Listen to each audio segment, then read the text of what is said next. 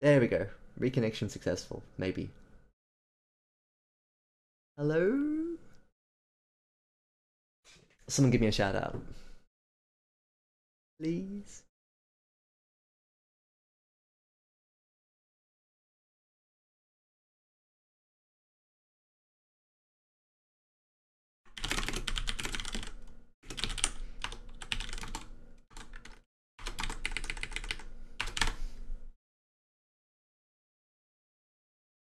Probably a good time to go back and read chat as well.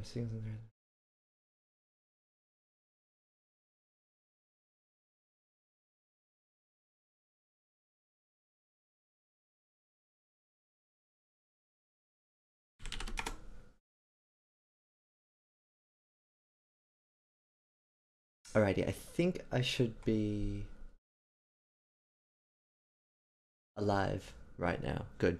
I'm just gonna assume that I'm fine. Everything is fine. Nothing is on fire. I'm real again. Yes. Ah, that was a terrifying few minutes. I'm gonna continue on from what I was saying before OBS disconnected. The way that this is written is 50-50 for me in terms of like I can kind of hint that something is interesting with how Commander Norris is interacting with this box. At the same time, my other half of my inclination is just that the way that it's written is obtuse and clunky without purpose. And that's a bit of a it's a bit of a difficult mixture to come to grips with because I know intuitively that you're trying to achieve something, but I don't think it's kind of quite getting there. So let's go back and tinker with this. The impression that I think you're trying to give. Also, sorry if that was a bit harsh, um, but I think it's important to make sure that we all. Hmm.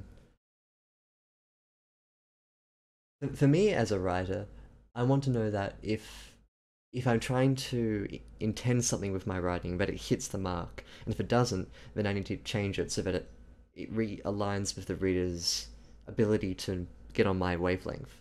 It's like an out of sync sort of thing. So I think it's important to get this right. Mm. Oh hey, Rainy Bread. Hi, welcome back. Thank you for joining us again. That's been a while. I think Sunday 9 a.m. streams are. I mean, I'm down to one stream a week on account of my PhD, that thing. But yeah, this is a good time for streaming. So yes, welcome back. Hmm. Hmm.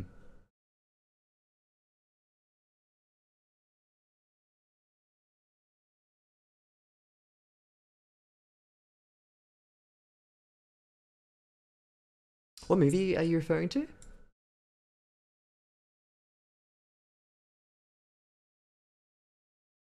Hmm. Ah, the very controversial one. I never saw it.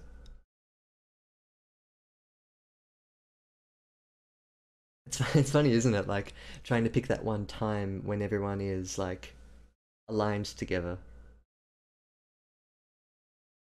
Like I think 9 a.m. Sydney time is probably the best for like North Americans, people in Asia. It just seems like this is the time that I can that I can stream. Otherwise, 9 p.m. my time is like a really weird hour for North Americans. Exactly, yeah. So it's like early evening for the North Americans. Dinner with Lyre. I sort of see it as like Lyrebird breakfast. So without waffling on for too much longer, let's get back to this. I think let's try and figure out a way to align all of these different elements here. I'm going to pick a color. Um, this one. That was the wrong color! Why did I pick that one? Um, if you've got a better color suggestion, let me know. But he had some. So there are a couple of things here that PumpkinPieAddict wants to use for the analytical brain.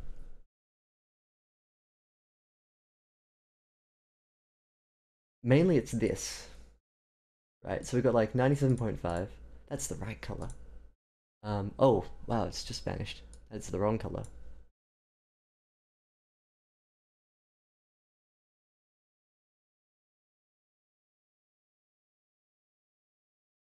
Yep, that works too. Christmas themed. Sorry if I'm just throwing color everywhere. What I want to do is sort of visually highlight the analytical nature of how Norris is working.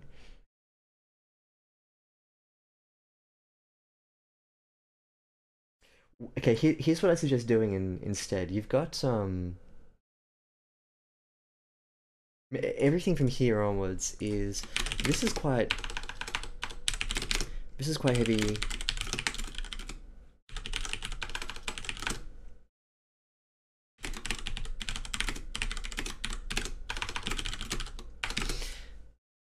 If you're intending to portray this character as an analytical type of person with a history behind this object, then you'll need to restructure this slightly.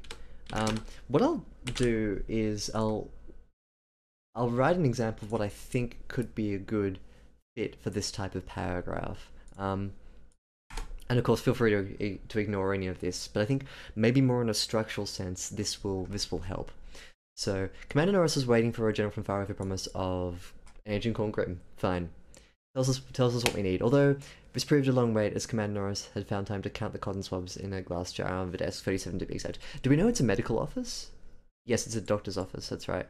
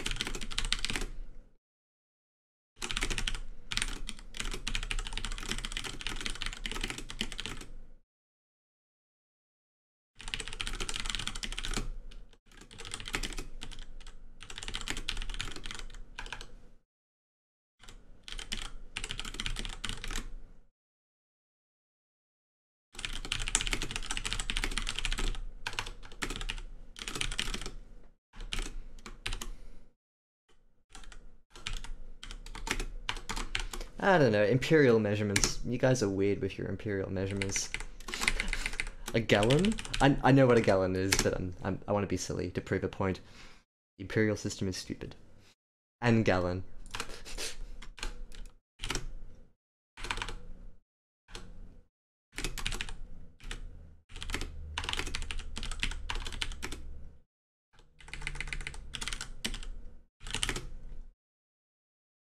I'll explain what I'm doing in a tick.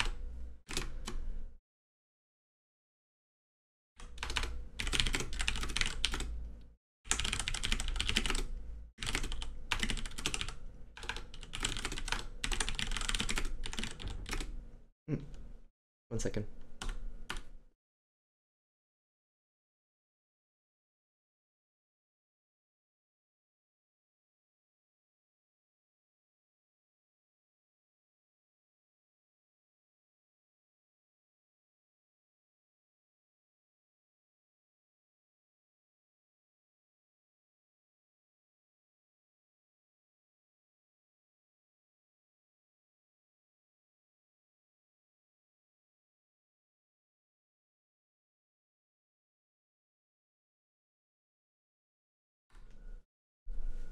I'll go back and read chat before I dive into writing. Someone asked me a hair related question, which I'm very glad to answer, by the way. Give you Lyrebird hair tips. Lyrebird style tips.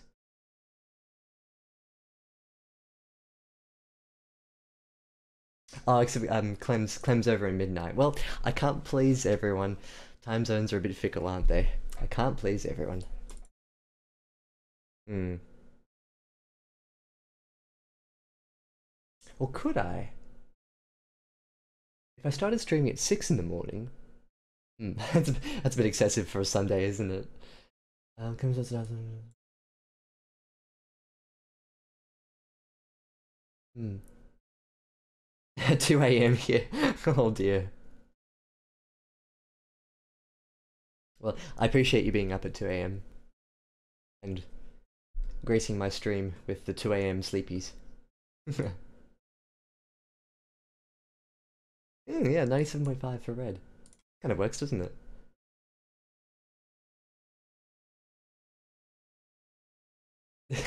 These streams like Gibbs is staying late. Oh, thank you.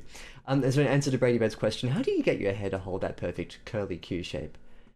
It's it's Manuka honey, guys. You knew this was coming. It's the honey. Like you get like 3 fingers worth of honey. You pull out the honey and you just you slick it back, and that's how you can look as coiffed as me as me.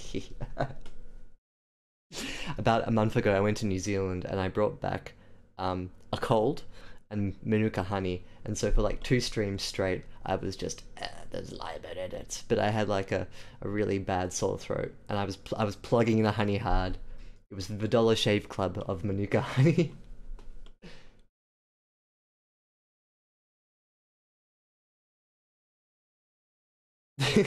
Aside from gallons, no idea what they are. Um.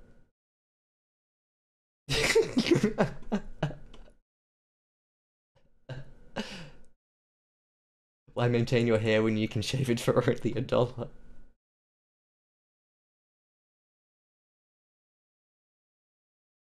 Alright, what I was gonna continue on with here was um,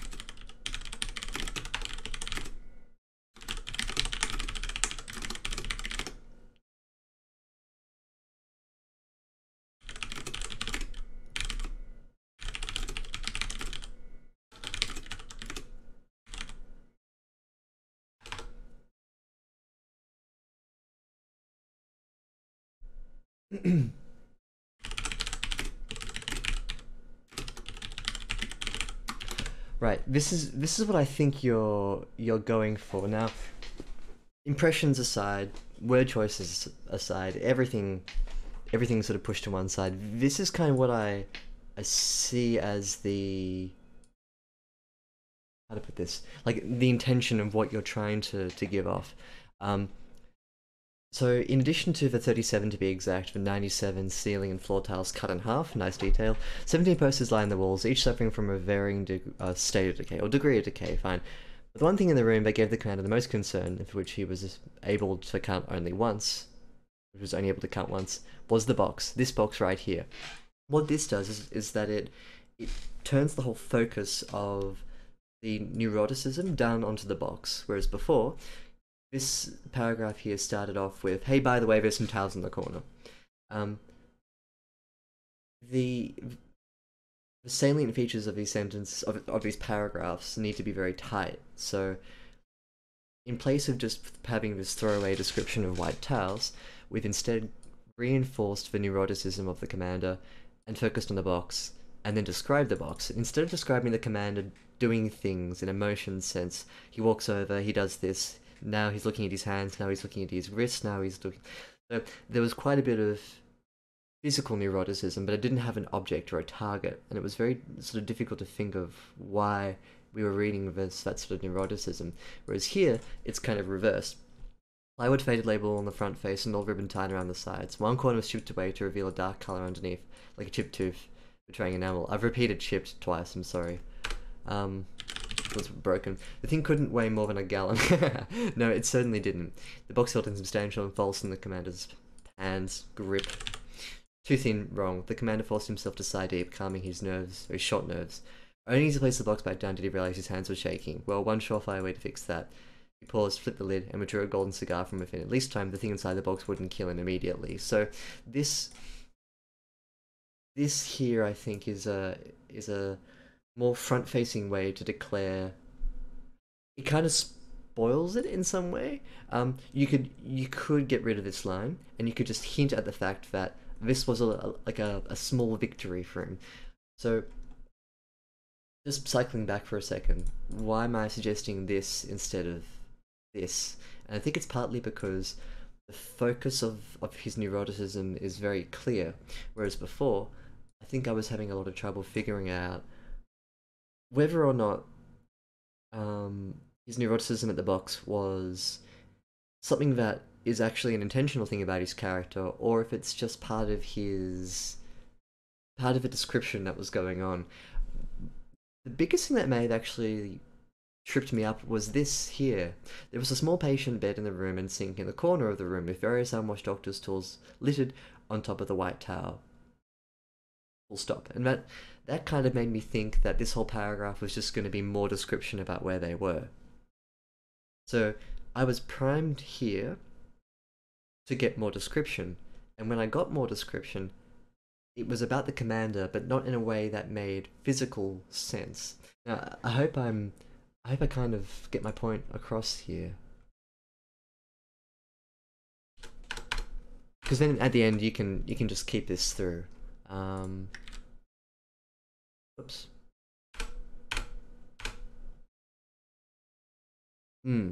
Let me know what you think of that.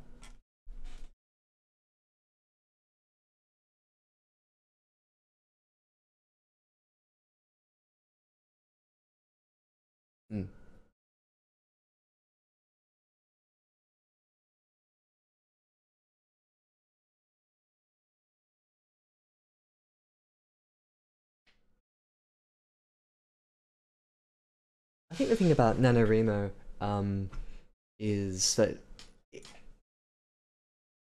sure, it encourages daily output too, but I feel as though it's always very high pressure as well, and I'm not sure if it's conducive to good writing.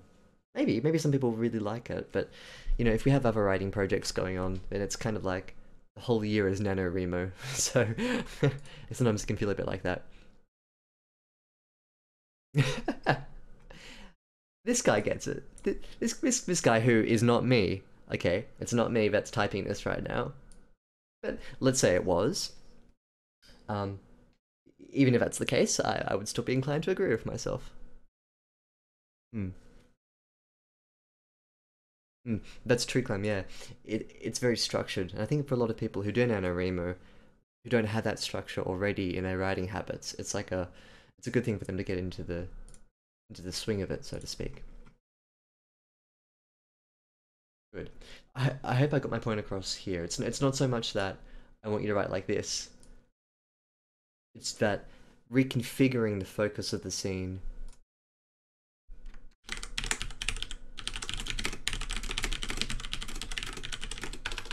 can help to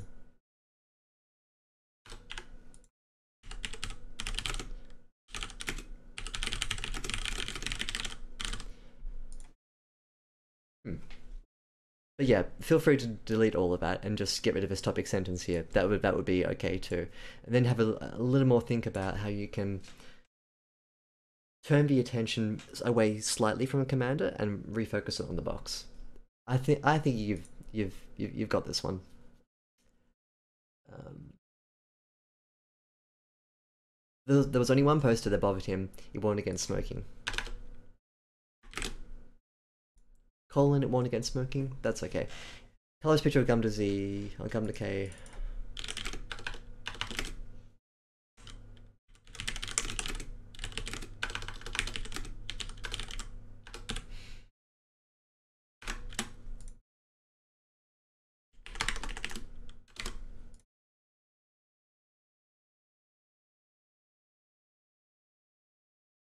I like this. I like how you've implied action with internal character monologue. It's a really clever way to do it, so commend you on that one. That's good. The cigar rolled across the floor and settled in the middle of the pool of water accumulating from the leak. That's fine too, I think. Commander Norris saw his reflection. The old man could have fooled most into believing he was in his mid-30s. Maybe even a model you'd I think you'd have to say you'd find out of a catalogue. His face gave the appearance of someone much younger. I think that's a bit redundant, because this says exactly the same thing. The brown eyes were well rested, his nose rounded and unscarred. His dark, smooth skin was wrinkle-free. Thankfully, he thought. The brown eyes were well rested, his nose rounded and unscarred.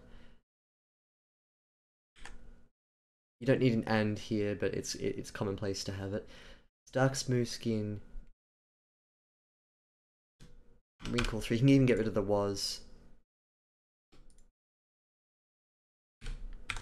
And get rid of the he thought. Because it's kind of implied, but it's him. His mother told him stress would create wrinkles and to rethink his line of work. It turns out his mother was wrong about the wrinkles, but perhaps right about the stress. It was his hair that betrayed him, as he developed smatterings of greys amongst his head of black hair. He considered using a dye to conceal, but he scoffed at the process when he read the back of a bottle. That's not bad, actually. He wore a dark raincoat decorated with sides of dark with military credentials. His buttons were on their last threads and some chipped. He looked like khakis. Okay, right. Now,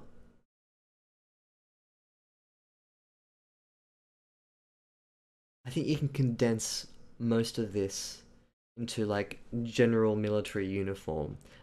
The reason why I suggest getting rid of it like this is because all of this description is focused on his physical appearance in the face and hair sense.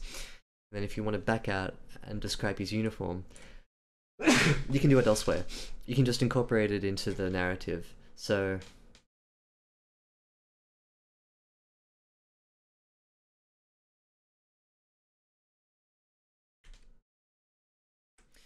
somewhere in here you can mention that he's wearing khakis. He bent down and heard his left knee joint pop, a reminder of the ARP benefits card in his pocket that collected dust in his wallet. He was careful not to get water on his only pair of polished leather shoes. Least water touch his brown color, odor including socks. Least water touch, or less it should be, like death. Yes, less water, not least. Less water touch his brown color, brown color, odor inducing socks. I think this may be a bit too fine detailed. He was careful not to get water on any pair of polished leather shoes. Last time the commander bothered to wash this particular pair was seconds ago.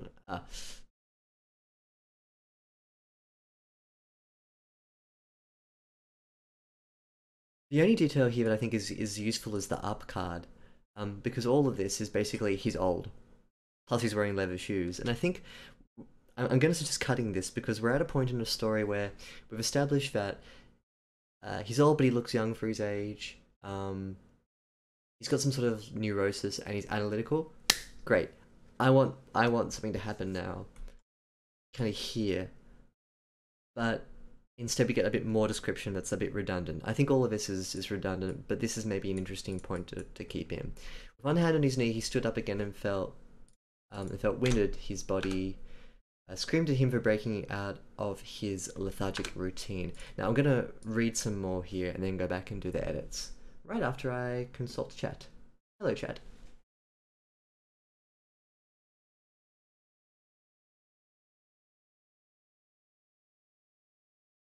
That's pretty stinky, isn't it?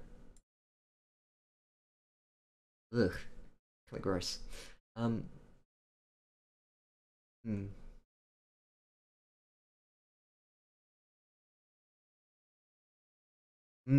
I think this is a really good piece of advice that Outriders provided for us. So I'll make a comment here. I think his point really stands. There's only so much that you can do at the start of a chapter to really... Here's a new character, here's what they look like. Here's what they look like. Here's what they look like. Here's what they look like. After a while, your reader's like, okay, my tolerance for this is dropping. So how do we then introduce what a character looks like, what they're wearing, blah blah blah? And Outrider suggestion's really good. You tie it in with physical things that they do, and I think you've done that pretty well so far. Like with the cigar thing, I think that's a really good example of how you can tell us that he's neurotic, or that he has some sort of past haunting him in a way that's physical and demonstrative. So apply that all the way through. Instead of telling us that he's wearing a military coat, get someone to come in and their eyes fall to the row of flags on his arm. It's a much more clean way of tying in description with the flow of the narrative rather than just dropping in little bits and pieces here and there. The flip side of that is that occasionally you can get away with it in ways that are a bit sort of throwaway. Like this one here, I actually quite like this. He considered using a dye to conceal or scoff the process with the back of a bottle. This is a very tiny story within a story, and I like that. I also like it because it's at the start of a new chapter where it's permissible for you to have a soft landing back into a new scene that we haven't been familiar with before. Hmm.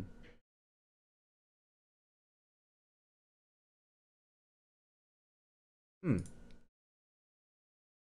I think that's valid too, is to do it in the moment. Um, but the more you do of it, you do it at the expense of pushing the story forward. So it's a constant balance between not bogging your reader down in unnecessary detail versus pushing the story forward. Hmm.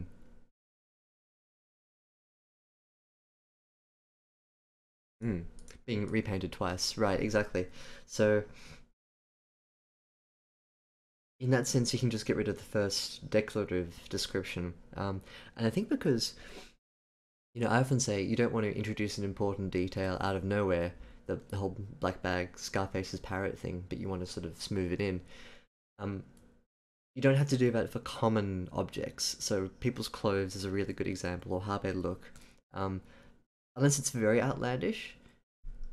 If you've described a commander in some sort of base in a room, I kind of get the fact that he's going to be wearing some sort of military garb to begin with. So that's just a given.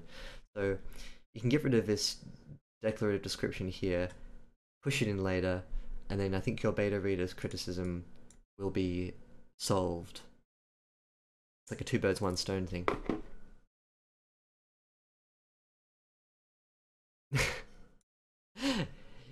Moral of the story is that you can't please everyone. It kind of sucks, doesn't it? But maybe have to think about why they were saying what they were saying. If they don't like it being repeated twice, then maybe make the first and only impression a solid one that ties in with an action, like what Outrider is saying. Especially if something can be gotten away with, like a military uniform. So, with one hand on his knee, he stood up again and felt winded. His body screamed at him for breaking out of his lethargic routine. He ignited the lighter and waved the flame under the poster, careful not to cause a burn. Oh, I thought he was going to burn it. That would have been funny. Commander Norris laughed. It was his first in a long time. Commander, a woman asked from the doorway. He extinguished the lighter and looked up and looked at Murphy. She wore white high heels that made her look average height. Her black skirt ran down to her ankles, and her black blouse revealed her slender arms. Her black hair, with caramel brown highlights, was tied back into a ponytail. She carried a clipboard with many different coloured sticky notes, some stacked on top of each other. Commander Norris had never met her, not even for an interview. Murphy's resume was short, but showed a lot of certifications. I think that's a paradox, isn't it? Anyway, someone just needed to give her a shot. At least that's what he told himself. That ponytail, a messy collection of sticky notes, slid her closer to early 20s by his estimation. Maybe I went too young, prove me wrong. The report said Grimm's out of range. I followed up. Could be a couple of hours before they even land on site for a debriefing, Murphy said, tapping her foot. Decision, that's why I hired you. We wish we had an idea when we're going to arrive, when he's going to arrive. We've also got to administer medical examinations, the briefing itself, the mission objective, probably a few weapons proficiency tests, and first rule espionage. Commander Norris interrupted. He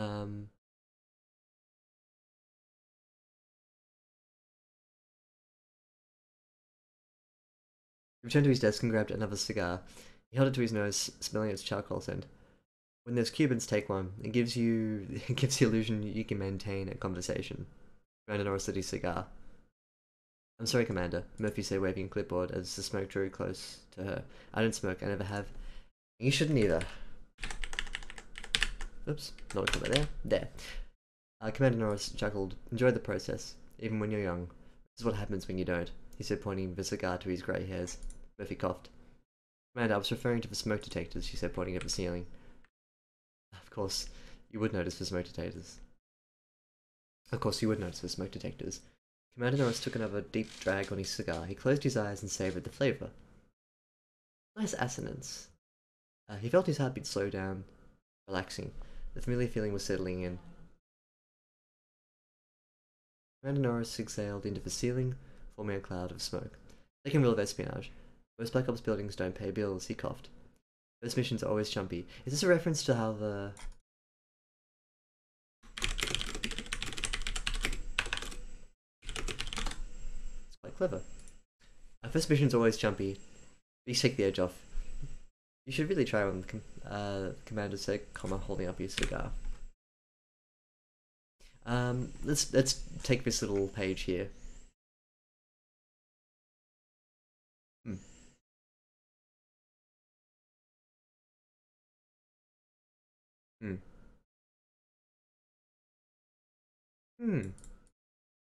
Good suggestion too. You lay down like a sort of general description, and then later on when it matters, you can dig down into it. I'd argue that it depends on how important the object is to understanding the character. For example, in one of Outrider's stories last time, with the actual Outriders, the main character was wearing a jacket that I think had some sort of personal connection, or at least it was a frayed jacket, and it made me think that there was a personal connection behind it. But if there wasn't, and if it was just a jacket, then I'd care less as a reader.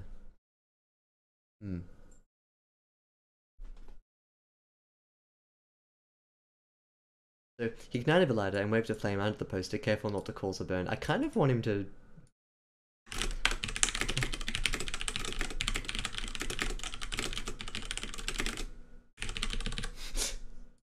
Just my 2 cents there. If you want to add a bit of humour, you could like make him hold the flame close to the poster, as if sort of tempting it to burn. Commander Norris laughed. It was his first in a long time. Commander, a young woman asked from the doorway.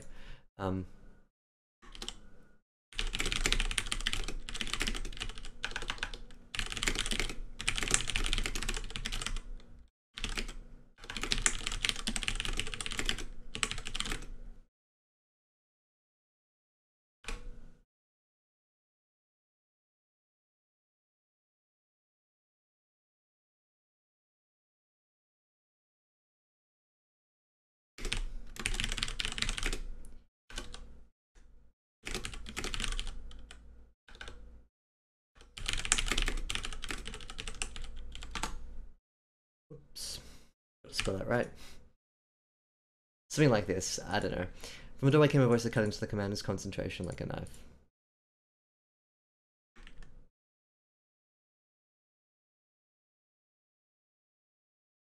I mean, you want to put Norris here so you don't repeat commander twice. Hmm. Oh, that's actually what he was doing, right.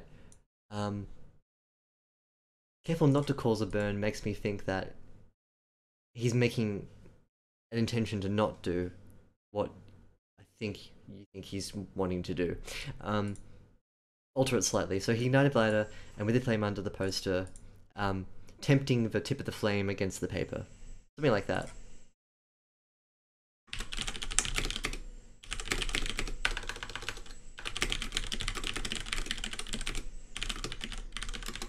I don't know, something like that. Hmm.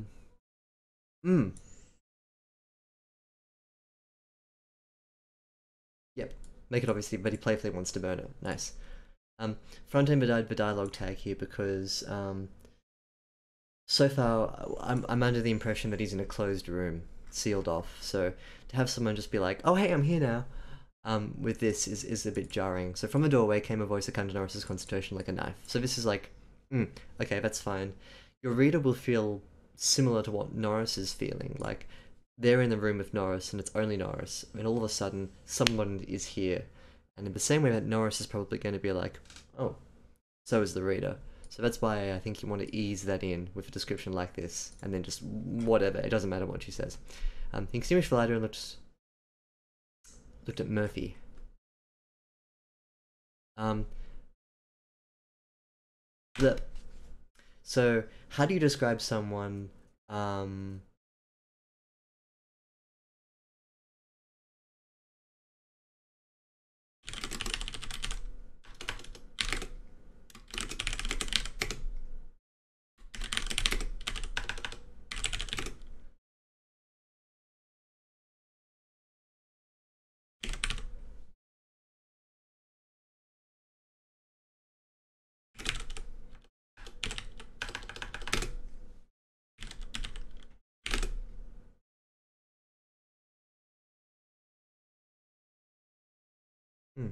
one second.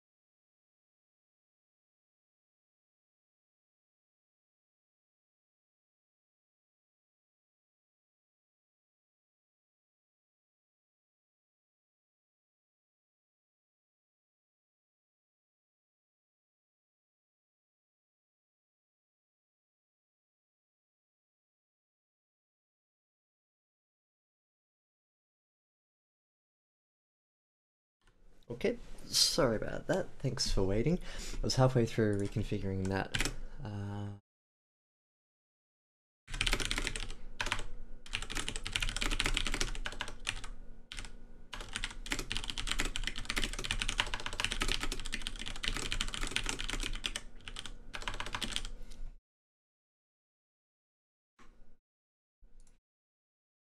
Um, so, okay, why did I get rid of all this? I think it's because at this point in the story, your reader's patience for dropped descriptions will have evaporated. Um, Someone interesting has just come in, and beyond the basic details of they're a human, um, we have to think a bit carefully now about how we describe people. She wore white high heels that made her look average height. It's, I think, a description that doesn't have any weight to it. It's just, oh yep, she's average. Her black skirt ran down to her ankles, and her black blouse revealed her slender arms. So in other words, she's a woman wearing black stuff. Her black hair with caramel brown highlights was tied back in a ponytail. She has hair. So I kind of condensed that down to she's average, but her standout feature is probably the caramel sheen to her hair. Full stop. That's kind of all we need. The most important thing is this. Which is she carried a clipboard with many different coloured sticky notes, some stacked on top of each other. I like this because this is a description that tells you a lot more about the character rather than what she looks like. I liked the sticky note. This as I was saying just then, actually, it's probably the most important part here.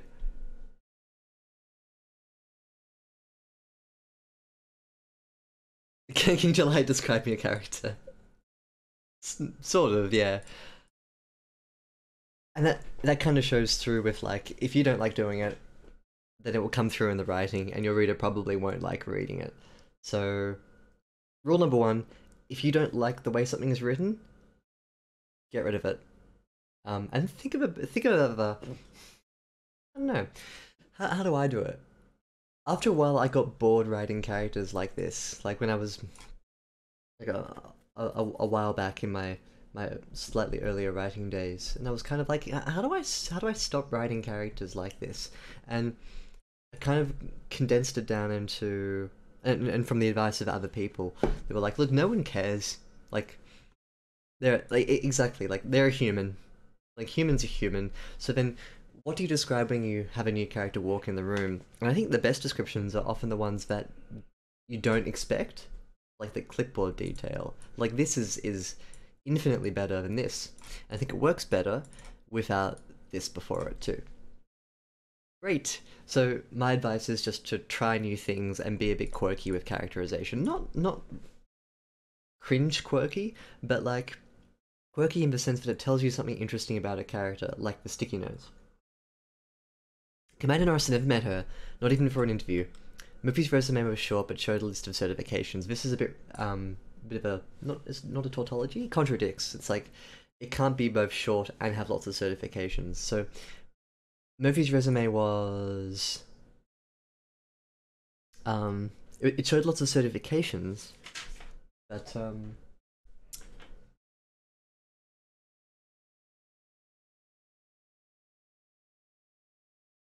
so she was young, I think is what this is implying. Not so much short, she had a lot of certifications. Murphy's resume was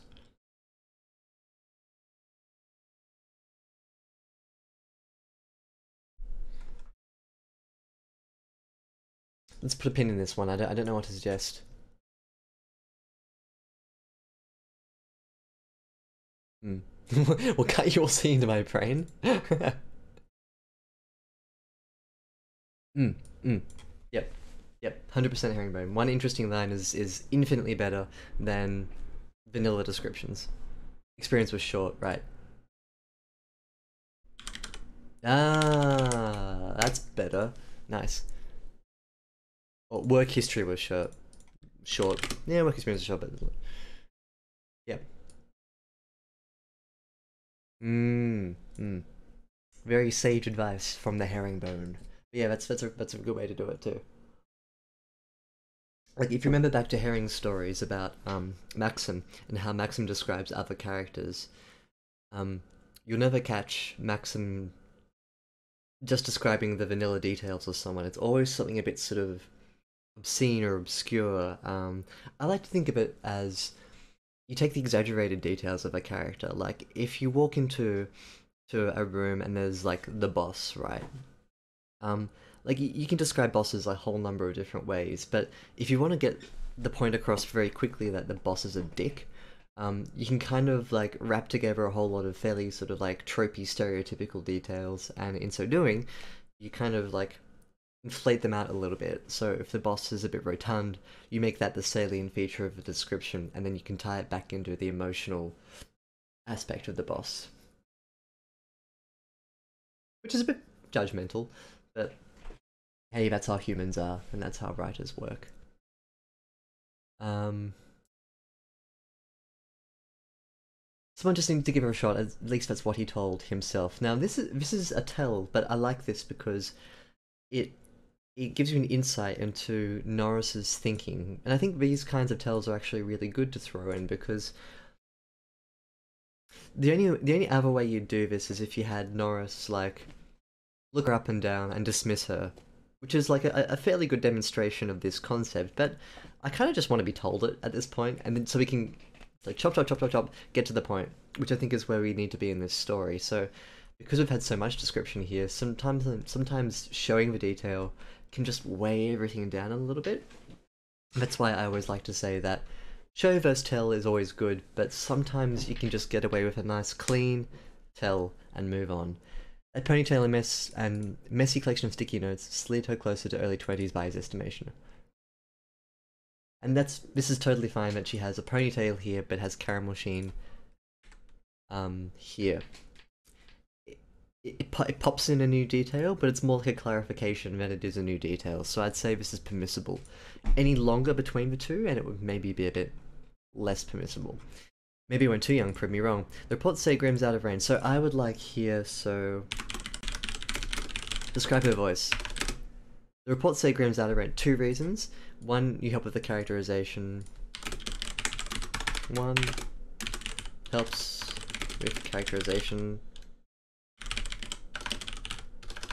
2, makes the sentence read a bit smoother, so we know who's talking.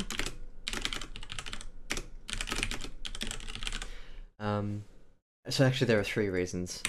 Yay, Lyrebird maths.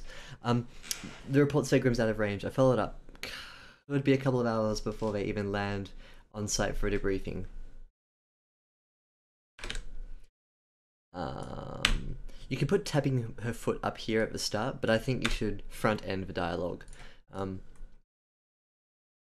That's my golden rule. Precision, that's why I hired you. Wish we had no, and then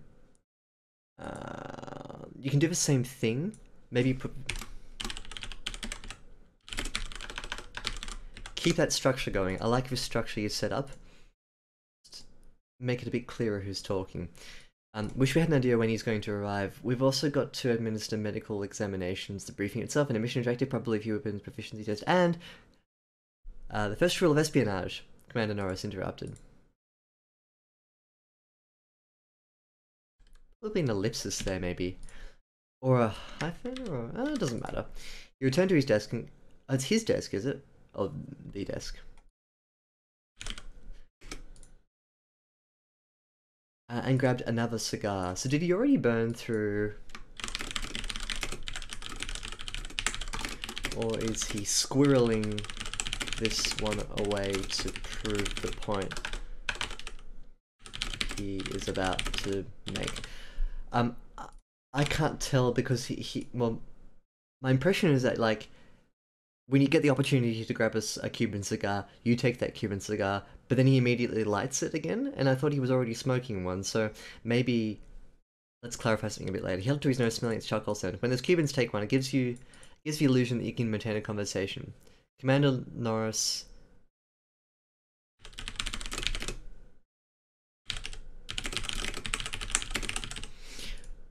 If you want to add like a bit of cheese here or something, I don't know, whatever. But like here, I don't get why he lights it because he's already smoking one. Mm-hmm. Yeah, ditto. I feel like there's a huge amount of body language and motion that occurs in life, and if I totally agree. If characters just stand there, unless it's part of their character, um, the body language is a huge aspect of this. Ooh, that's an interesting point. So like maybe the like he held the cigar out, but the drip from the ceiling extinguished it. That's a neat little comical detail. I'm gonna put that one in here. Um, maybe the drip. Maybe dripping to extinguish the previous one. It it just depends with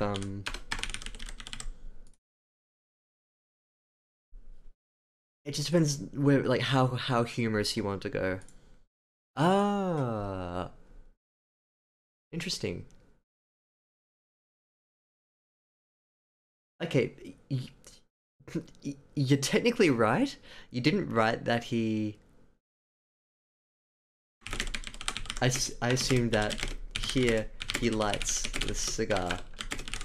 Sometimes there are interesting implications that come to a story without you actually having written them. I assumed he'd already lit the thing. But technically you're right, he never lights the cigar. But I think in my mind as a reader, I just assumed he did. Yeah, he didn't light it.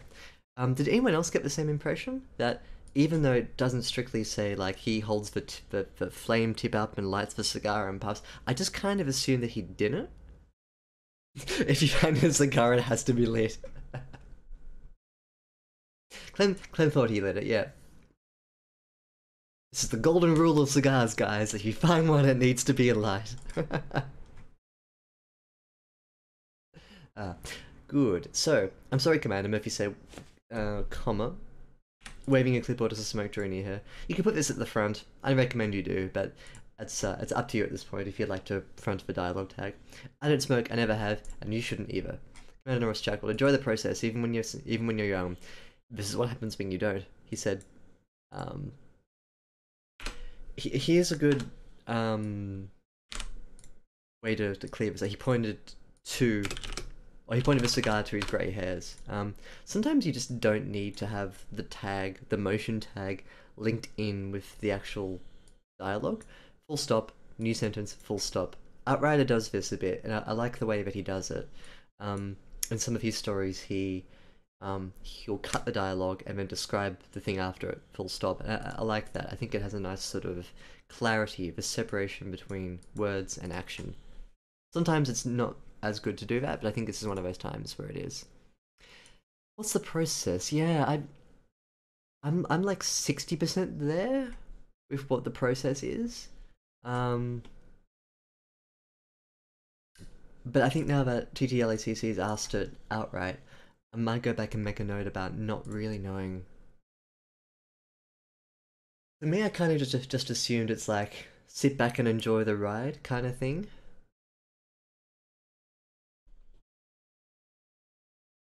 Oh,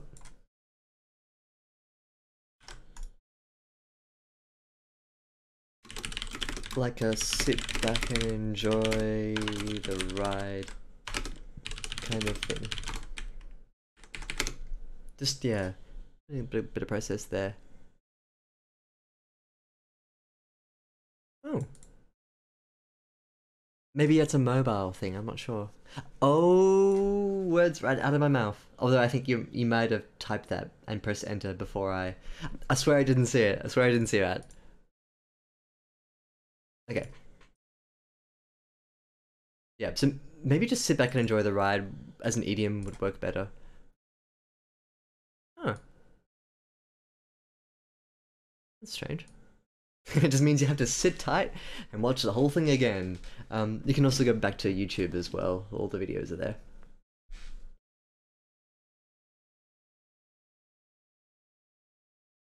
Murphy coughed. No new line. Same line. Commander, I was referring to the smoke detectors. I'd do the same thing.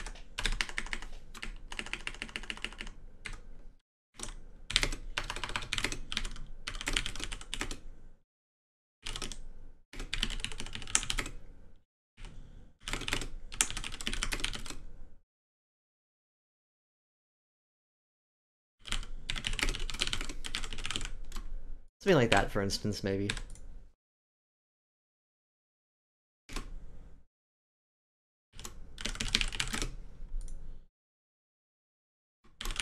If you want to have a bit of a run on like that, use it before to indicate the eyeball and setting precision.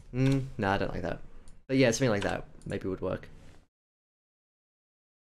Of course you would notice, of course, you would notice the smoke detectors. Of course you would notice the smoke detectors. They have slightly different inflections. Pick the one that you like better. I don't have a preference, but it's up to you. Maybe, of course you would notice the smoke detectors, rather than, of course, you would notice the smoke detectors. I don't know.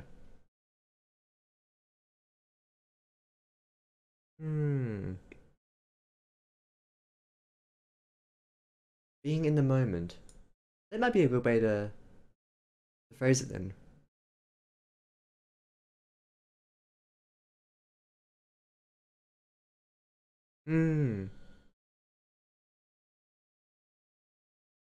Tricky one. You can actually do the inverse. With internal dialogue, if you unitalicize internal dialogue, it becomes the italicized equivalent of a non-italicized piece of emphasis. You can do that. Yep. It's a legit thing. Yep.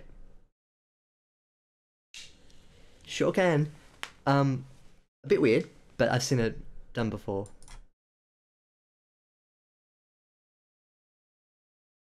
There you go. It's got the Clem and Lyrebird seal of approval. So if anyone gives you lip for using it, we'll beat them up. Bam. That's how it works. Violence is the answer.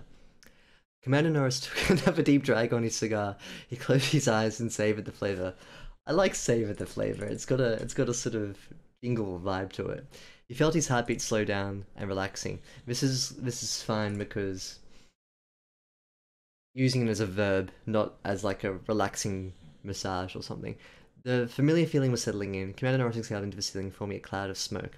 Second rule of espionage. Can I suggest this? The smoke detector didn't seem to mind. Second rule of espionage, most black op buildings don't pay bills. Now, this I highlighted and said, oh, why didn't the alarm go off? This would be a perfect adjunct for it. Like, 1, 2. Also, this personifies the smoke detector. First missions are always jumpy, but these take the edge off. You really should try one. Again, I would be tempted to do the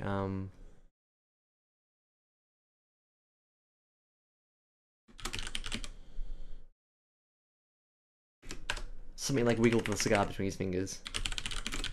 It kind of sounds a bit wrong though, maybe not.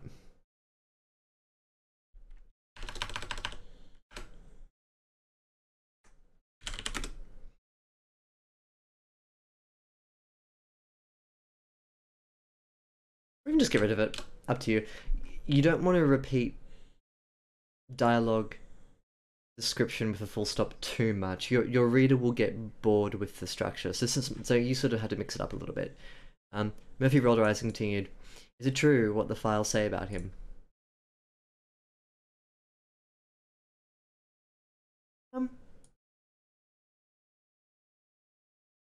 Actually, maybe I'll.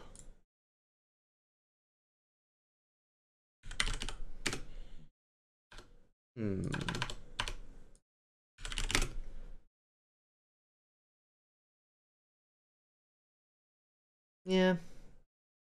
No, I wouldn't use it again after that, maybe.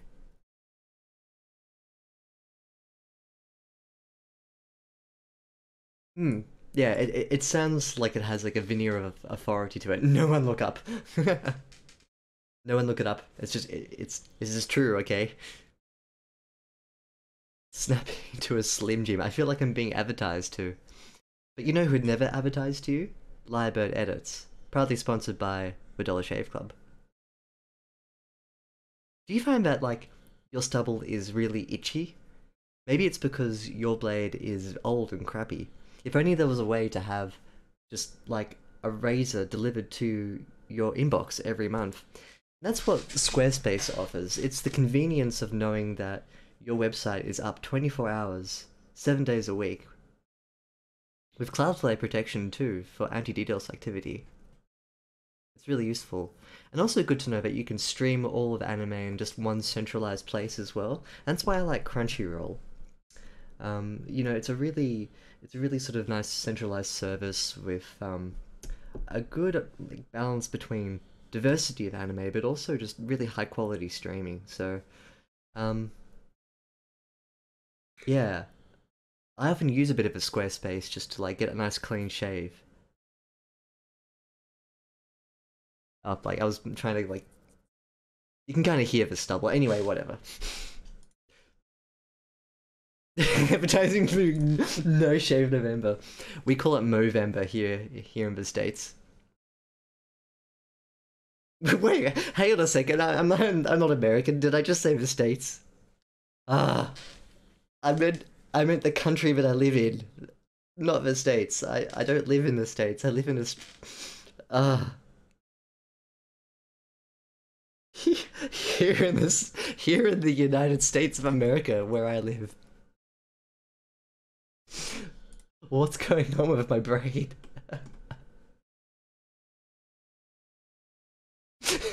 Outrider says, "You tell me that you can afford it for $5 or less, and you've sold me."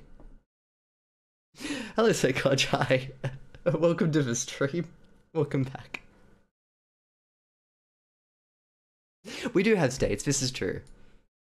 We've got all sorts of states: the hot state, the cold state, the liquid state, and the gas state. Lots of states. Oh, you say November too. Cool. I know my brain's not working today. United States and Australia. We are a federation of states too. We're the Commonwealth of Australia. Never cigar liar. The plasma state, that's right, of course. We call it Western Australia, but it's basically the plasma state.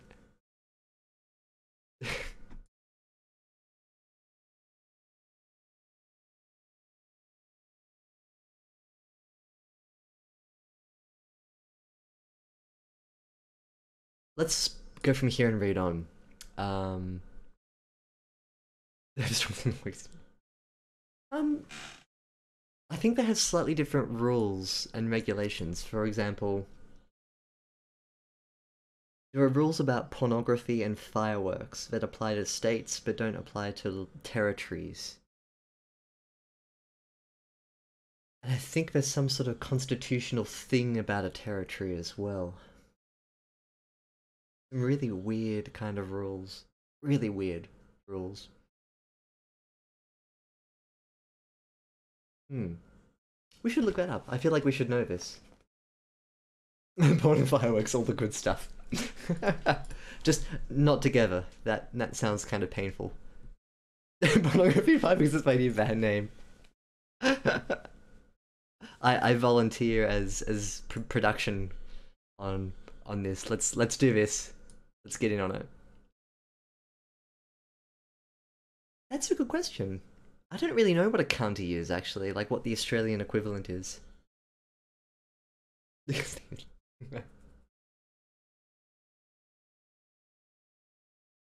Porn drawn by the explosions of fireworks. Like in a pixel sense.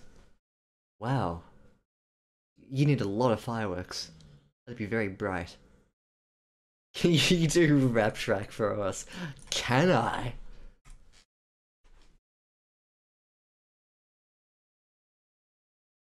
MC Lyrebird delivering the fresh beats. Actually, it'd have to be fresh rhymes, wouldn't it? I can do beats as well. Mumble raps. Never. Never. Let's let's get back to the edit.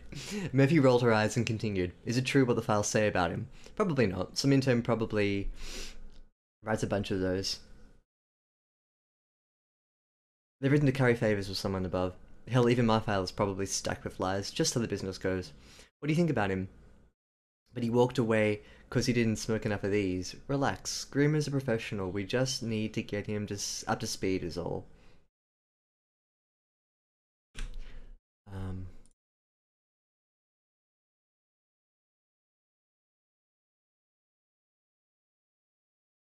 I just get rid of that and put a no. A softer no.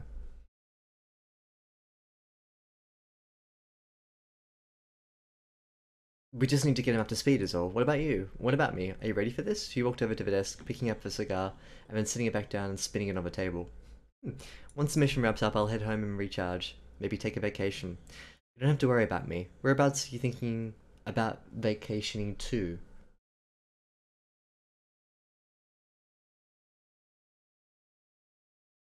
How about just... Whereabouts are you thinking? Tokyo, somewhere deep in a city at night. Who knows, maybe try out some of the sushi, whatever thrills me in the moment. You don't seem to be like... You don't seem to be like a thrills type of woman. You don't seem to be like the type of person who enjoys thrills. You don't seem to be a thrills type of woman. Yep. And you would know?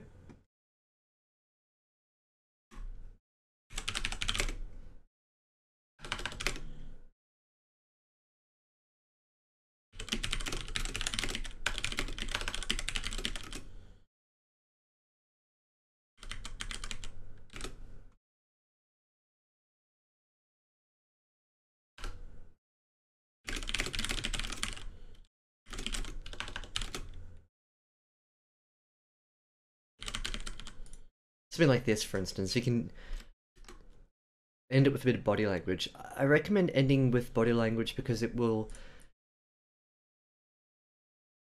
I don't know what impression I have that gives me this idea, but having back-to-back dialogue, which I quite like, especially because we know like from how these characters are talking, who they are, ending it with a piece of body language and then motion feels like a sort of movie device. Like two characters back forth, back forth, back forth. Character leans in, does something, slows the pace down, says something cutting, and then immediately the story progresses. I think that's a nice thing to do. So whatever you type in here, slow the pace down, and you would know. That kind of gives like a challenge. The door behind Murphy opened. Sergeant Wright walked into the room, dragging a shirtless Grim across the floor, with a bag over his head tied by a rope. Okay, wow, that happens. Stanley dropped Grim in the middle of the room. Murphy jumped back. They both smelled awful. Sergeant Wright walked to Commander Norris's desk and took one of his cigars. We lost contact a few hours ago. I take responsibility. We flew a little slow. I didn't want to blow our cover, Wright said. Commander Norris noticed the several bruises and open cuts along Grim's body. He's all yours, Norris. Ready for talking or whatever else you want to do, Wright said, gnawing off a piece of his cigar, and spat it on the ground. Before spitting it on the ground. Is the grammatically correct way to do it. It's my dog snoring.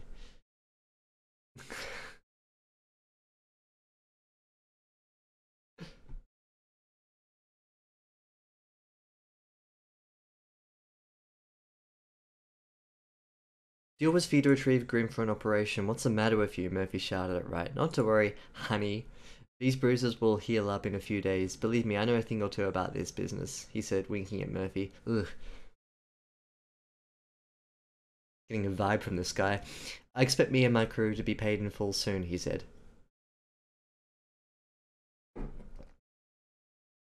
And so to the contract, as for duties fulfill a fifth for unseen, half for seen, and revoking clause on the instance of refusal. Hey, hello. Honeypot. That's even creepier. Ninja edit. I'm still not getting a good vibe. Which is intentional, like you can drip a bit of sexism in there. I think that sort of makes the grind between them a bit more unpalatable, which is probably a good thing for the story. And so to the contract, as for duties fulfill a fifth for unseen, half for seen, and revoking clause on the instance of refusal upon goods and delivery, Commander Norris said. What are you on about, old man? Damages, honey over here is right. You can put honey pot there.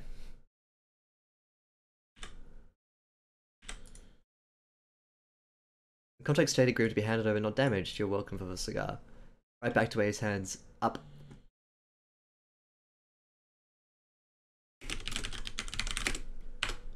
I know how to read a room. Sweet honey, I hope I get your name one day, he said, giving a small bow. Name's Sergeant Wright. Stanley, Grim muttered on the floor. He gave a small chuckle. Wright delivered a swift kick to Grim on the floor. Right, my name is Wright, Wright said, flustered.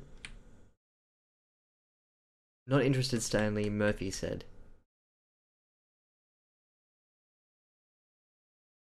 That will be all. Thank you for your assistance on this matter, Wright. May your fortunes one day be repaid twice over, Commander Norris said, bowing his head. Let me cop that there.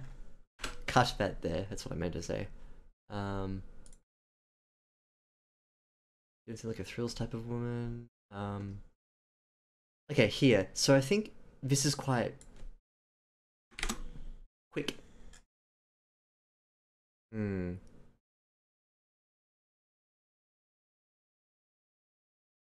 Catch you later, herringbone.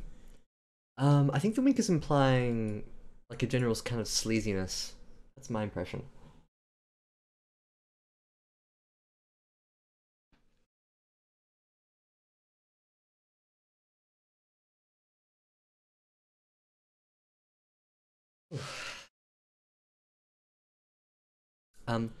The door behind Murphy opened. Sergeant Wright walked into the room, dragging a shirtless Grim across the floor with a bag over his head tied by a rope. So this is the crux of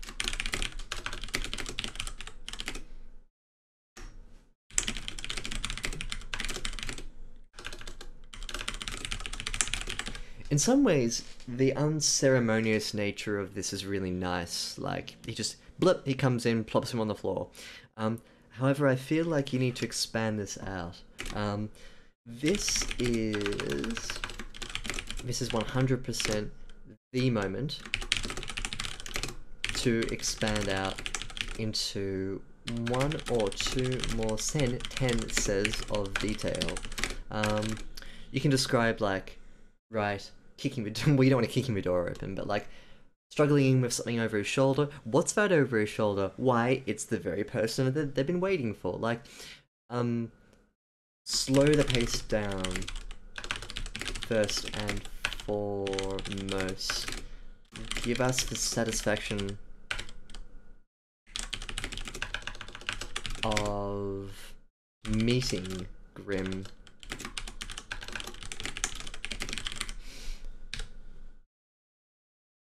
Because I think it's a bit jarring having it so quick. Good news, it means you get to write more.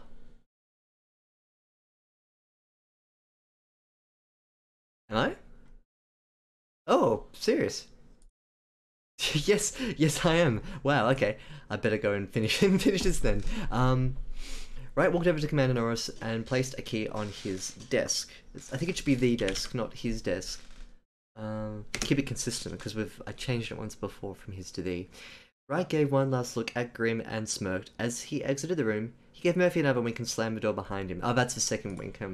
He's a bit of a joke, that one. I don't particularly like him, but it gets the job done, Commander Norris said. Okay, cool.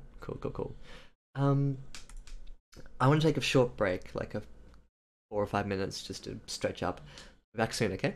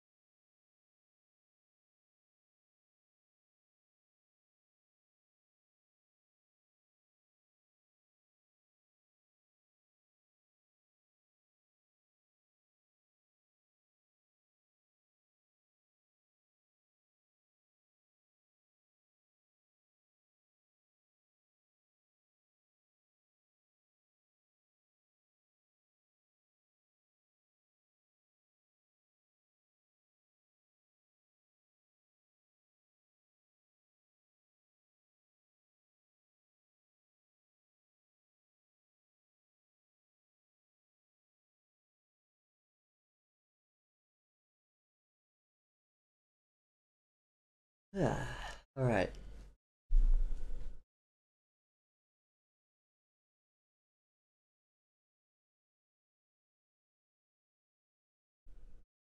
Oh yeah, my glasses changed. Okay. Um, I just went outside to stretch. It kind of hurt my back a few days ago, so sitting down is not fun. And my shades, oh gosh. I should have checked before I went back on. Like, they're gonna change soon. Like, within a minute and a half, 2 minutes, they're gonna turn back to normal. Transition lenses, yeah.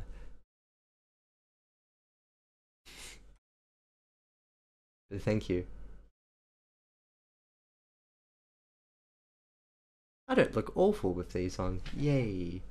I kind of look like the guy at Miami airport that would sell you like like a whole bunch of really crappy cocaine just as you come out of a taxi rank.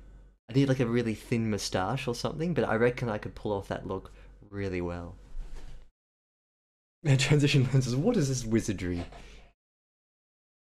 Hmm. Yeah, like they turn black really quickly and then take a while to untransition. Um, I like them because it means I don't get the UV ruining my eyes. They're the most gangster tips. No, I haven't got the most gangster tips. Unless you think that fiction editing is gangster, which just quietly I do. Oh gosh. Where was I?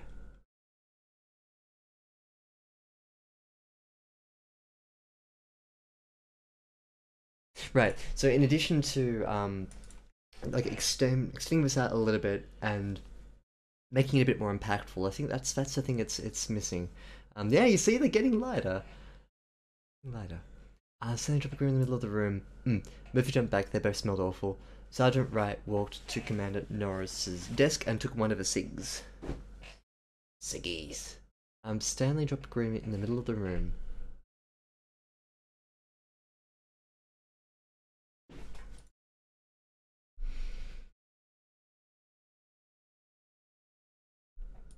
You can probably make this a bit more verbose, like dumped the...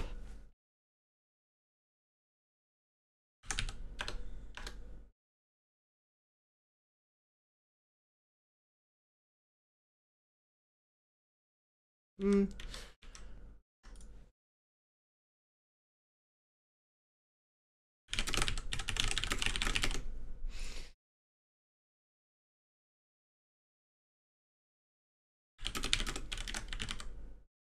You can just put by the table, because I assume that the table is in the middle of the room. Gets the same point across. The unmoving form of Grim would probably... It'd help the reader to have a... Oh, I'm sorry. To have a sense of the state of consciousness. Didn't spell it right. Oh well. No, not conscientiousness. Consciousness, thank you. To have a sense of the state of consciousness of Grim. Is he alive and well, drowsy, mute, etc.? Like, we need that kind of upfront. Because later on it becomes important when Grim corrects Stanley's name, which I think is a nice little sort of humorous touch. Keeping in mind that this isn't a like 100% like gritty Scandinavian noir kind of story. It has a bit of a pulse and a character to it, so that's a totally valid thing to do. I think to make it stronger, we need to have Grim established as like very quiet. Like this is my suggestion, to make him quiet and unmoving, and then his one sign of life is that he corrects Wright's name to Stanley to sort of emasculate him. Hmm. Yeah, exactly right. He's got the one-liners going. Hello, momentarily back. You missed my shades. I had the whole shades thing going on. When he gives out harsh advice. I got transition lenses, so I went outside for a stretch, and came back in and didn't realize that they were dark. But I got some nice compliments. Good stuff. Alrighty, I'm gonna push forward because I want to do more today. I think now that I'm down to one stream a week, I want to make it like a good 2.5 to 3 hours. So I'm gonna keep doing more. Like throwing some shade. And like shades just sort of come down of nowhere like this. Yeah. I should do that one time. I should like purposefully crop the camera out like this. And just wear my shades here. And then just whoop, on they go like that. But that would take work and preparation and maybe a little bit of UV light above my head. There's nothing above me. Just lyrebird ceiling.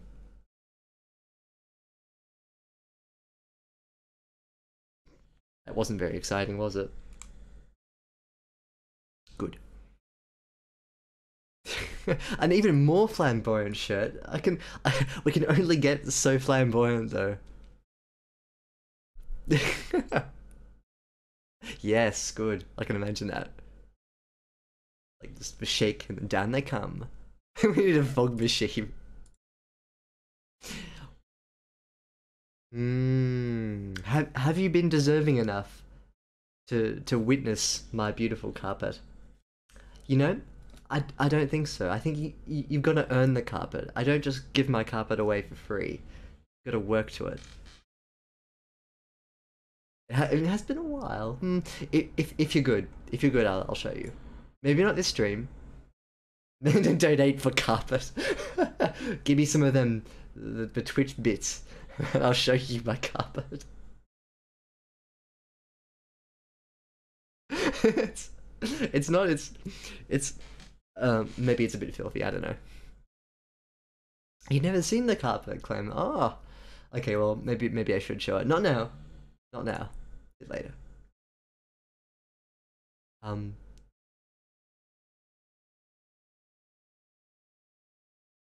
Which fits the carpet title stream.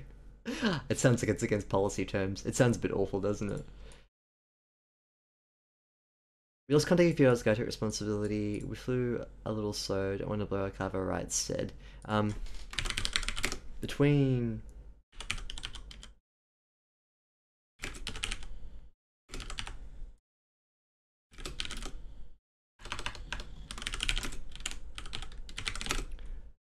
Blah, blah, blah, blah, blah, blah, blah. He does his thing, and then I think full stop, like this.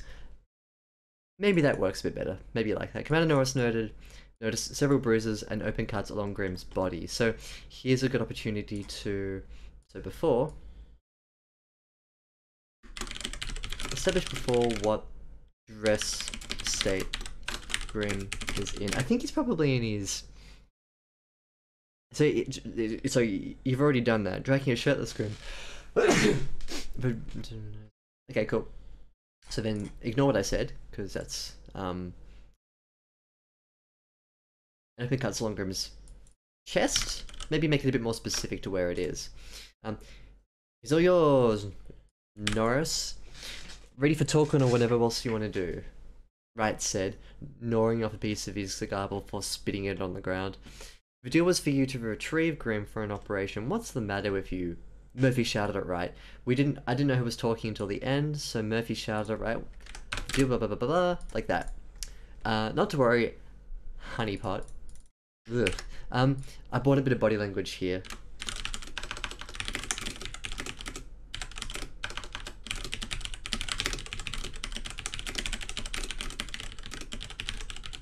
Smirking. No, I meant smirking.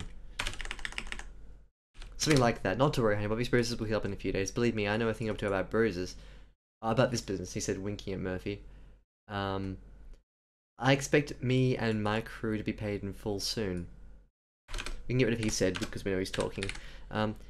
And so to the contract as the duties fulfill a fifth for unseen, half a seen and revoking clause on the instance of refusal upon goods and delivery, Norris said. Now, I thought this was Murphy saying this because it's a very sort of erudite, factual kind of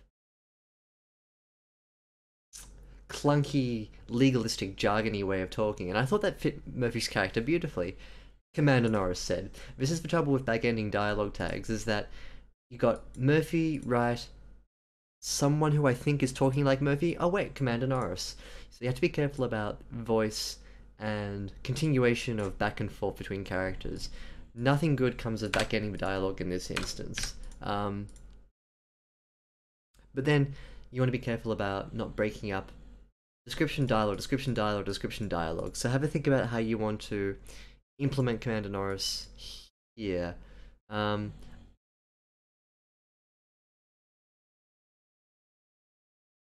maybe get Murphy to say it. This sounds like a Murphy thing to say. My impression was that Murphy was saying this.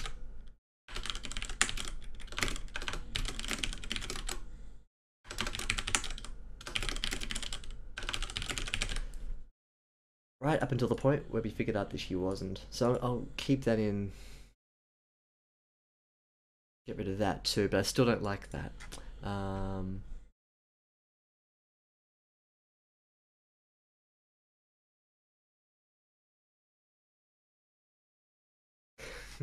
I think it was an excellent joke to be made about carpets and drapes matching.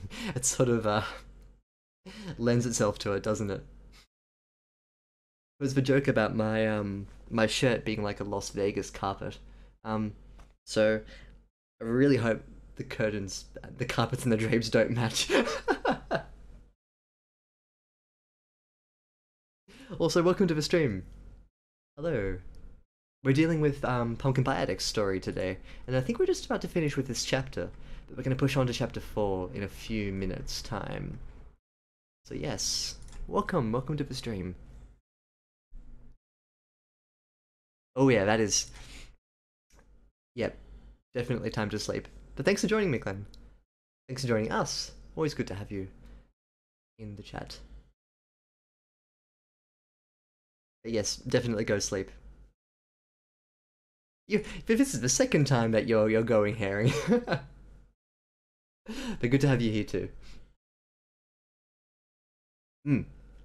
Yeah, cool. I think I don't want to suggest too much more because I think you know what needs to happen. But with the scaffold that you've got going, I think you can reconfigure it yourself. See you in 5 minutes. And if you want to keep honey pot consistent with honey, I'm not sure which one you want to do. Take a good break.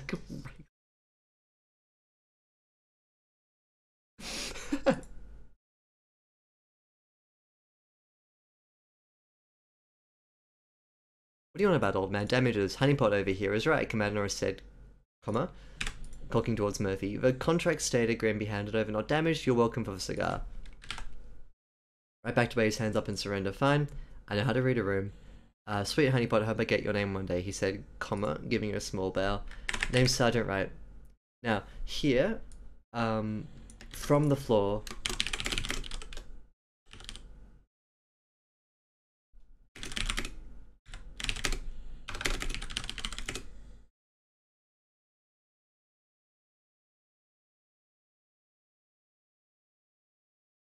It became a muffled interjection.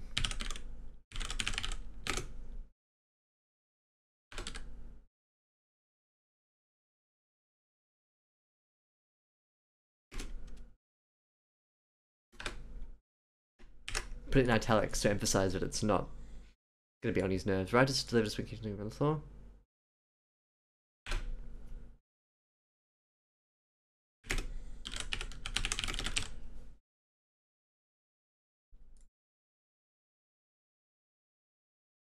So he had a front and back end dialogue tag. No reason to have both.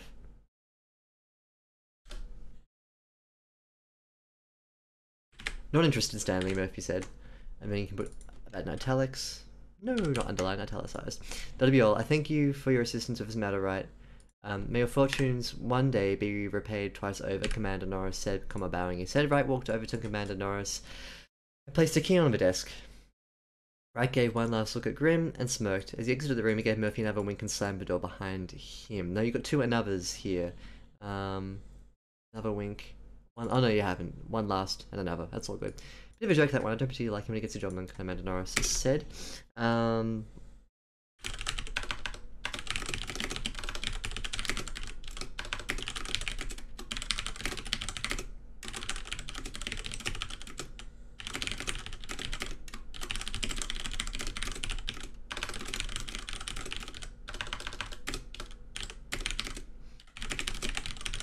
So I feel as though we need a way to round out this chapter, and I think if you just clip it here, it's a little too quick.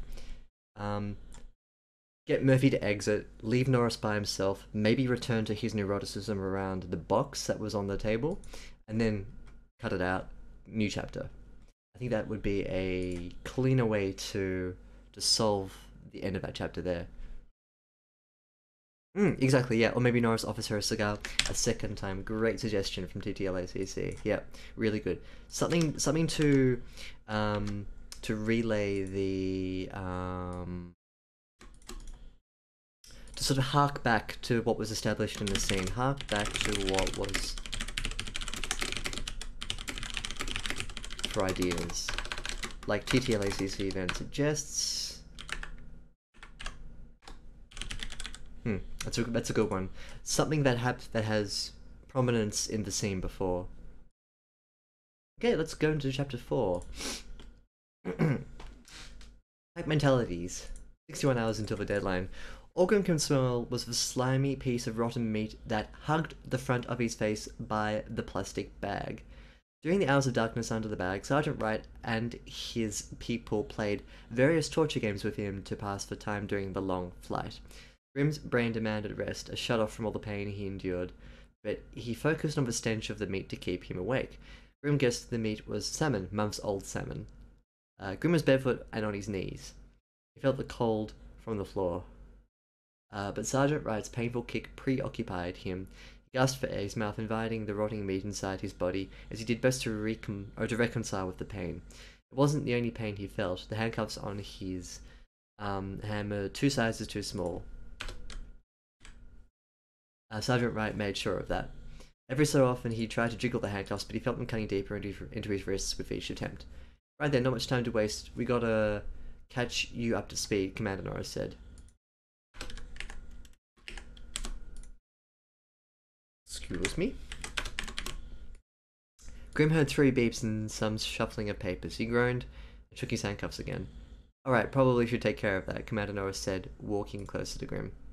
Hey, Commander, maybe, Murphy said. Nonsense, Commander Norris said, waving off Murphy. He bent down and unlocked Grimm's handcuffs. He untied the ropes and removed the bag. The piece of meat slid off Grimm's face and made a squishing sound as it...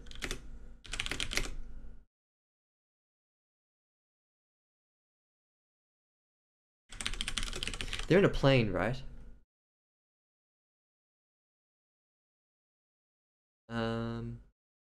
Plane? Oh no, this is in reference to the flight. So this is... We're still in that same room, are they? The doctor's surgery?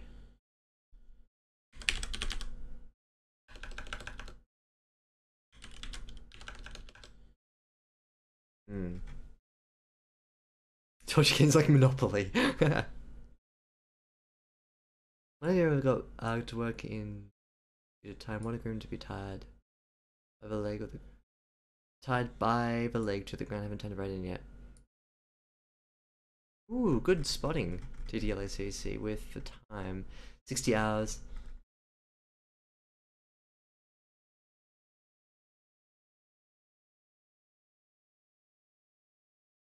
Should the time be going down or up then? I'm a bit confused, because I'm with TTLACC on this one. If it's... Hang on. 61... Oh no, 60, yeah, it's a countdown. It's a countdown. Hello, Justin Toons. Hello. How are you doing? Just starting to edit chapter 4 of Sound of Souls.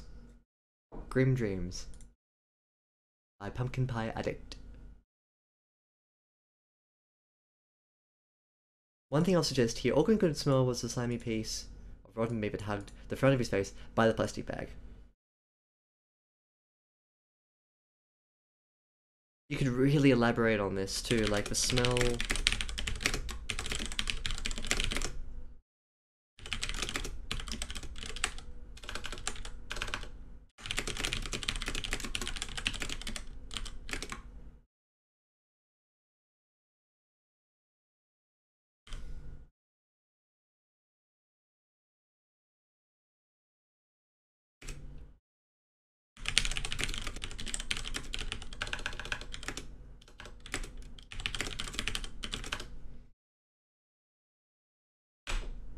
maybe that's a bit stronger. That's just my suggestion, because this, it's a very strong image, but I think you can break it up, and so it's a tiny bit tighter, tiny bit. The smallest total. The darkness within the plastic hood he wore, the piece of meat clung to the side of Grimm's face. Like it's literally no different, except that it may have a slightly more impactful impression. Hmm.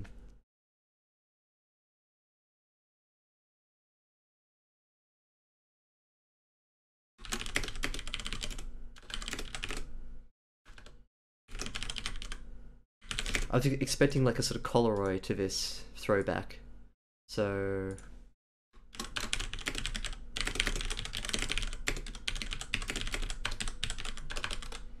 and re-establish the fact that this is taking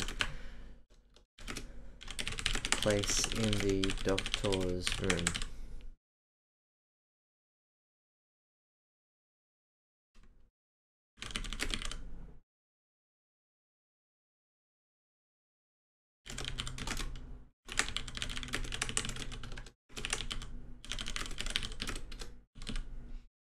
Something like this, like to if you're flipping the perspective of a character, it's good to get into their heads and to help the reader understand that they don't know where they are, but the reader is privy to a fact about where they might be. Something like this would be, oh, they're probably in the doctor's room again, so that they haven't moved. Hmm. One thing I have noticed is that, at least from as far as I can see, um, a lot of the paragraphs are steering clear of he did this, she did this happened, that, and then this happened. I think you've made a good effort to reconfigure, at least in from this part of the story, from what I've seen, um, the use of pronouns at the start of a sentence. Um, for example, here it turns out his mother was wrong. It was the hair. So like we've still got he's and stuff everywhere, which is fine. But I remember like the very first time I saw your chapter 20 something, 24. There was a lot of repetition of he did this, he did that, he was over here, he did this. And when I'm reading through it now, like I didn't even think to check this time because it reads um with sort of like a bit of flow. I'm not sure if it's intentional or something. Hmm. It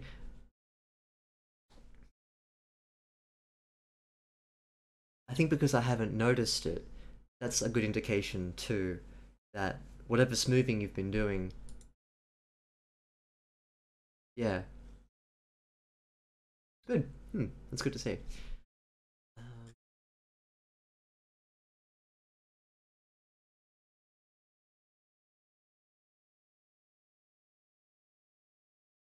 Grim collapsed, sucking the grime from the doctor's office floor. Good. So now,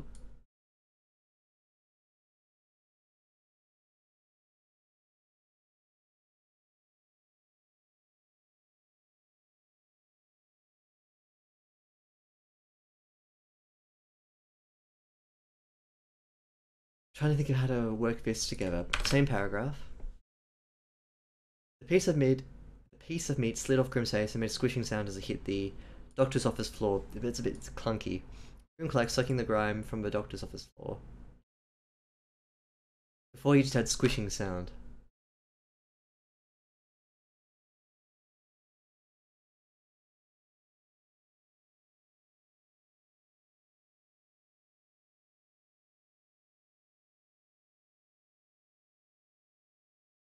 I'm trying to think what to do here. The piece of meat slid off Grim's face and made a squishing sound.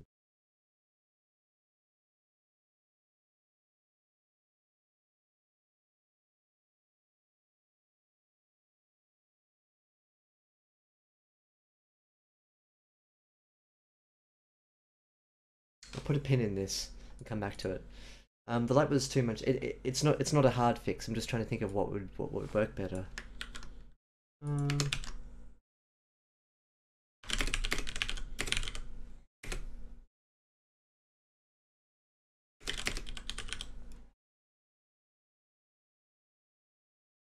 Um, maybe instead of getting him to suck up the grime and grit, sucking in...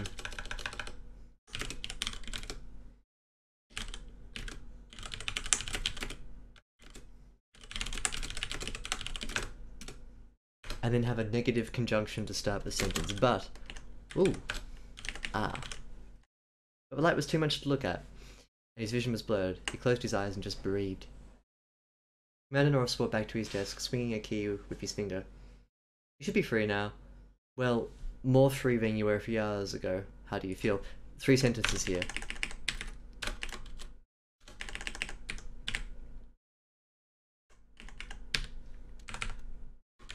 How do you feel? We don't need, he asked. Because... There. Grim turned to his side, just collapsed these two into the same line. Oh, cool. Good.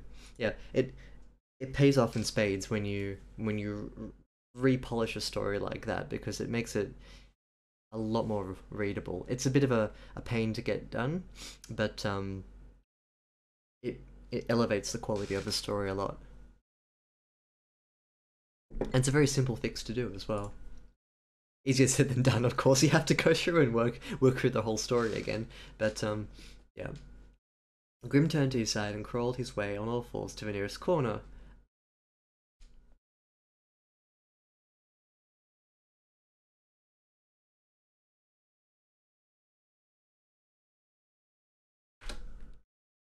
Far from the light source?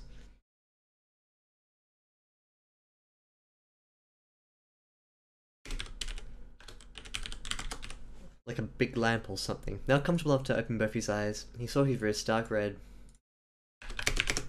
from his blood and scuff marks all over. He placed one hand on his stomach and looked up on it, seeing Commander Norris and Murphy. Grim smirked and said, like a dead animal that you tossed into this zoo. Uncle Sam, you were never a dead animal, but talk is cheap, isn't it?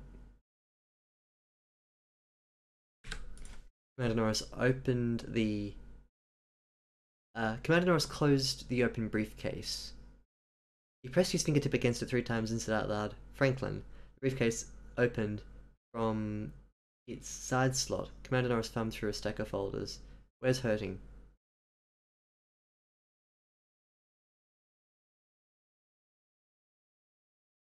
We haven't established where this is yet.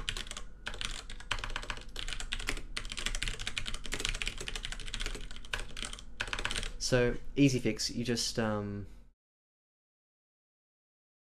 Norris walked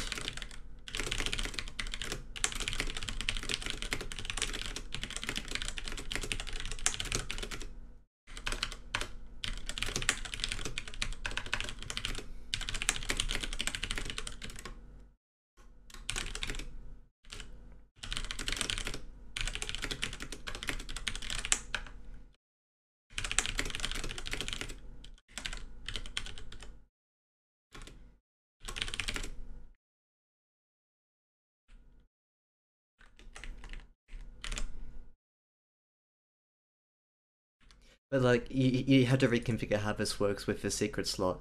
But what I want here is something like this, where you establish the presence of this object. Because otherwise it's just blur. There's a briefcase here, but it wasn't in chapter 3, from memory. And you have to sort of re-solidify it here.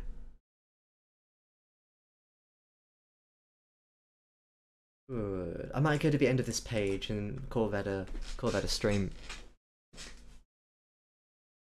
Press these fingertips 3 times. Good. So then just reconfigure this secret slot. It's good. You just have to just don't close and open the briefcase. Just open the secret slot. Everywhere they dragged me through a net for a few miles until I got airlifted. Hit a few trees along the way too. Commander Norris held up an orange folder. Stop. This one's yours. Feel free to make any corrections. I'm sure you'd like to see what they've written about you. Grim looked past the envelope and gave Commander Norris a vacant stare. I secured it for this operation. See it as a token of my good faith, Commander Norris said. Grim took his eyes off Commander Norris and looked at the envelope in his hands. Thought about it for a fleeting moment, then his eyes returned to the commander. The only thing I want is my old life back. You can live many You can live many lives as you want. As many lives as you want? CIA agent woodsman, maybe even moonlight as a butcher, Murphy said, cocking her head to the piece of meat on the floor. Although if it's salmon, you don't... Do you butcher salmon? How do you... Or do you flay salmon?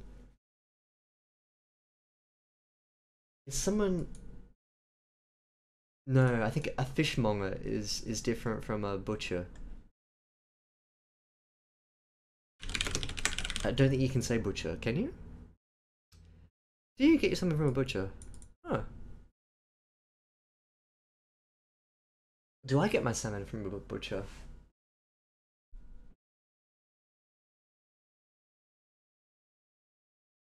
Up to you. I'm 50-50 on that one. I don't really care. But maybe fishmonger home like draws attention back to the piece of meat which is actually fish. But many lives, more than just yours, comma. Need you to cooperate, comma, Grim. But many lives, more than just yours, need you to cooperate, Grim. I don't care. I think you do care. Give me a sec, just want to check something.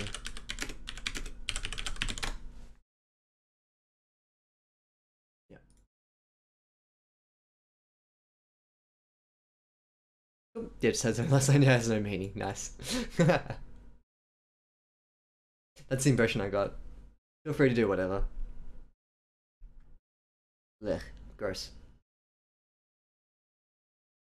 Grim shot daggering eyes at her and pointed to his leg. You see this? Happened a few hours ago when I was running away from those lunatics he paid for. He pointed at Commander Norris. Operating?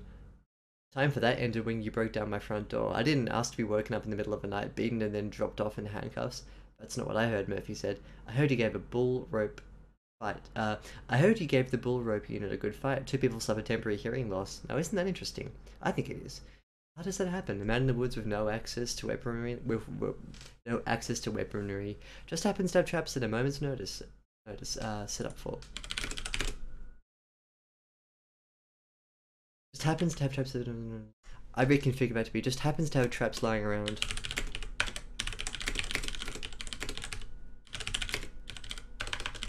Something like this, maybe. Traps at a moment's notice may not have the same impression. Up to you.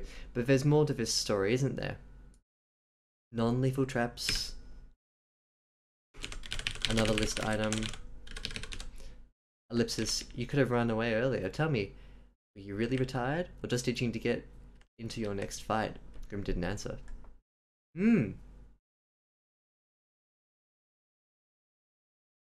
The White Grim has so many explosives in his cat. Yeah, interesting. It's because he was expecting someone, but in a non-lethal sense. Interesting. Maybe he is itching for a fight. Okay, I'm gonna stop there.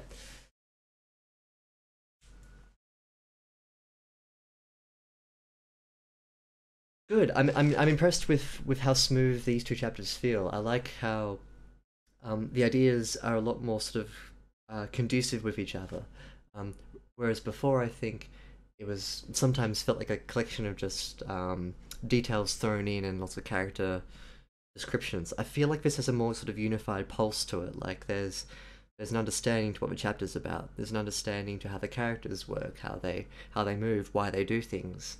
I like it. I think just with some shuffling around of like dialogue tags and a few parts here where you have to think about how the implication of the writing sits with the reader, I think you can make this really strong. I got lied to like something I wrote. Congratulations. No. I've always enjoyed people's writing. Wait, what am I saying? I did not like your writing before. I think this is stronger than what you've written before. Hey! Relatives. Suddenly relatives.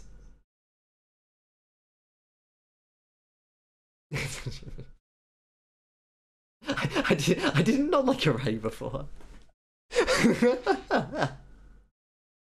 What a wonderful quote I have on the back of a book. It's like, I didn't hate this. It's a lot better than what I'd come to expect.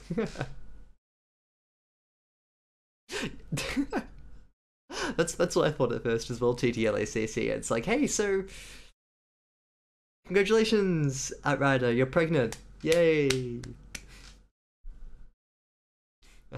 Good stuff. Alrighty, guys, thank you for joining me. We'll be back next Sunday with hopefully another hairstyle as equally as coiffed and a shirt that's hard on the eyes. I might do chapter 4 of PPAs as well, and then I'll go digging for another story to write. So yes, thank you for staying up. Thank you for... Depends on what time zone you're in. But have an enjoyable rest of your day. And we'll catch you all later.